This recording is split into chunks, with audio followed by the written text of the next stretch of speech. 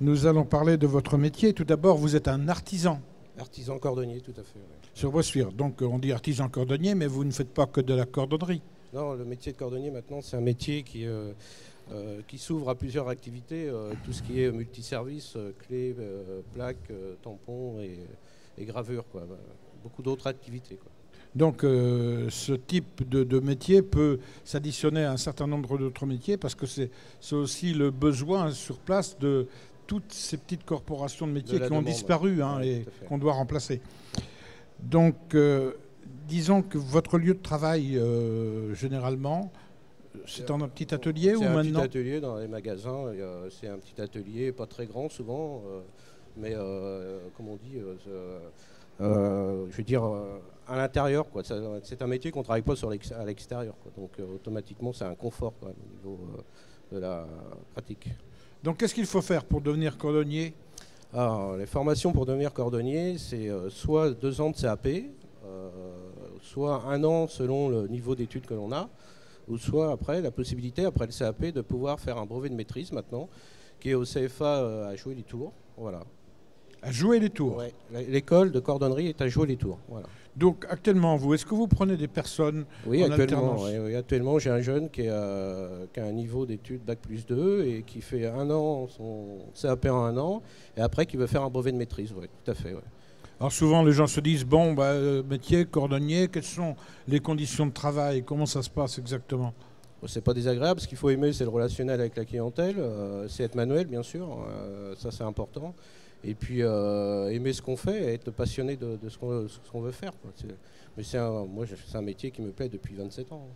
Et on dit qu'actuellement, vous savez, la conjoncture est un petit peu compliquée, surtout qu'il y a des chaussures qui arrivent à des prix défiant toute concurrence. Mais il reste toujours cette partie artisanale, ce vrai métier. Oui, tout à fait. Je crois qu'il faut l'expliquer aussi aux jeunes un peu. Qu'est-ce que vous leur diriez ? Oui, tout à fait. Oui. Il y a un métier, c'est un métier, si vous voulez, au niveau même les modes de fabrication, comme vous le disiez à juste titre, ça change parce que les fabricants font des chaussures de plus en plus, hélas, comme on dit, bas de gamme. Mais bon, il y a quand même aussi de très très belles chaussures, des gens qui sont passionnés de chaussures, qui nous font réparer vraiment des très belles chaussures. Et ça, c'est vraiment très intéressant pour nous. Donc il y a toujours un avenir dans votre métier, ça ne pose pas de problème. Alors, quels sont les avantages de ce métier ? Qu'est-ce qu'on peut en tirer comme... Un avantage, il y a du débouché, parce qu'on est quand même sur toute la France une trentaine d'employeurs à chercher des salariés, vous voyez. Et à chaque fois que moi je forme quelqu'un, un jeune, j'ai au moins une dizaine de coups de fil pour cette personne. Donc à chaque fois, le jeune que je forme trouve un employeur très facilement. Donc c'est vraiment un métier où il y a un manque actuellement dans la profession. Dans la profession, il y a un manque, tout à fait. Ouais. Parce que c'est pas un métier que les jeunes, ça les attire pas, quoi. C'est bien dommage. Ouais. Justement, quels sont les inconvénients qu'on peut... Les inconvénients, on travaille, c'est sûr, à l'intérieur. Souvent, il y a un petit peu, il faut aimer aussi, il ne faut pas être allergique à tout ce qui est colle, tout ce qui est solvant, parce qu'on emploie un petit peu de colle, un peu de solvant. Maintenant, on a des systèmes aussi de colle beaucoup moins nocifs, mais... autrement, moi, je vois pas trop d'inconvénients, personnellement.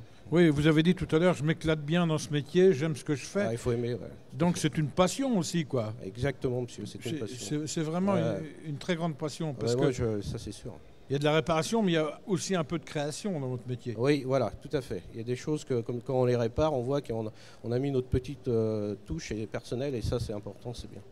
Donc si vous vouliez vraiment maintenant donner envie à quelqu'un de venir vous rencontrer d'une part, et puis vous venez de dire qu'il y avait des débouchés, vous lui diriez quoi ?